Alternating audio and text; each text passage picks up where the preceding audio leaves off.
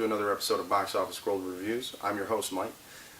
Today we're going to be talking about The Wolf of Wall Street. Now, if you're not familiar with this movie, it's a new Martin Scorsese film that just came out. It's doing really well. It's getting a lot of attention by the Golden Globes and stuff, so I figured why not talk about it. I just watched it last night, and I'll tell you, I was blown away. I was blown away for a lot of reasons. First of which is the cast. The cast was really great. Leonardo DiCaprio is continually improving his craft and his talent. You can really tell by each film he does, starting with The Aviator with Scorsese and then moving on to now the fifth collaboration between Martin Scorsese and Leonardo DiCaprio. And it's really great. It's something that I've paid attention to since it really started. And, a lot of people kind of dismiss Leonardo DiCaprio if you don't watch a lot of his films or Scorsese's films because, Titanic or What's Eating Gilbert Grape and these other movies, although Gilbert Grape was a great movie. And they may not really necessarily understand how much of a powerhouse talent he really is. The Wolf of Wall Street is a film about the stock market in the early 1990s. It really focuses on a guy who works for a company, a broker's firm, and then a Wall Street crash hits, and the biggest one since the Depression, actually. And he's out of a job, so he's forced to go and work for a very basic brokerage firm. And Jordan really takes it to the next level. He ends up meeting Jonah Hill, Leonardo DiCaprio, his character ends up meeting Jonah Hill's character very early in the movie.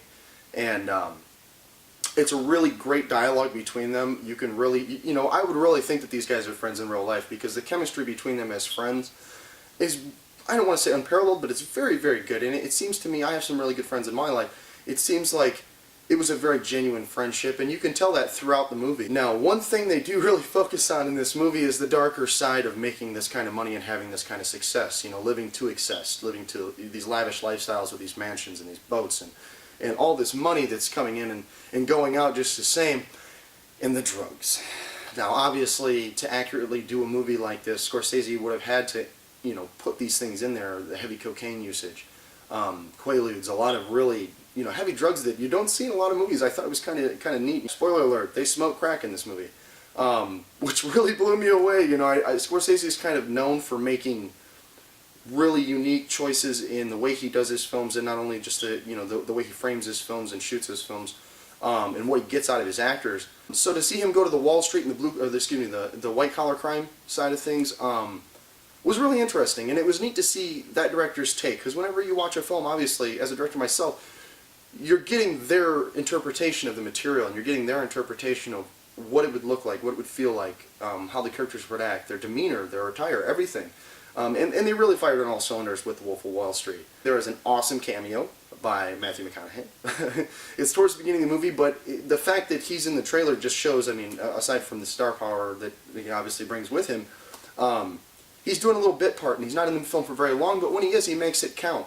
Now, the thing that I've been noticing as far as the demographics of the industry and the actors that, these big-time actors, it used to be kind of like uncool to take a side role or a supporting role in a film. But nowadays, you're seeing these superstar, megastar actors taking smaller roles in films and supporting, being a supporting character in a movie, and they're winning Oscars for it. When you pair up some really great people and great directors and great actors and producers and cinematographers, and you get them all together, you get a movie like The Wolf of Wall Street. The movie runs about 3 hours long. Now, I know what you're thinking, it's a long time to watch a movie. Yes, it is. But, you ever been watching a movie and felt like it was dragging on? Well, when it comes to The Wolf of Wall Street, it's one of those movies where it's 3 hours long, it feels 2 hours long. Simply because the pacing of the movie is so quick, and they move along throughout the story so quickly, they're able to get a lot of information out all the time. They're just pouring information out throughout the entire movie. Now it's time for the official Box Office Gold rating. For Wolf of Wall Street, I give it an 8 out of 10. Now, I give it an 8 out of 10 because I am a little biased. I love Martin Scorsese. Please, keep cranking out movies, Martin Scorsese. We really need you. I want to thank you guys for watching my show. This is the first episode of the new show where I'm hosting solo. Usually I do it with my co-host Dan Schravan, but seeing as I'm in St. Louis, Missouri, and he is in Michigan, it's not really an option. If you get a second, please stop over BoxOfficeGoldProductions.com. Take a look at my revamped website. Also, I have some information about a short film I'm shooting called The Package that I started writing years ago, and I finally finished the script.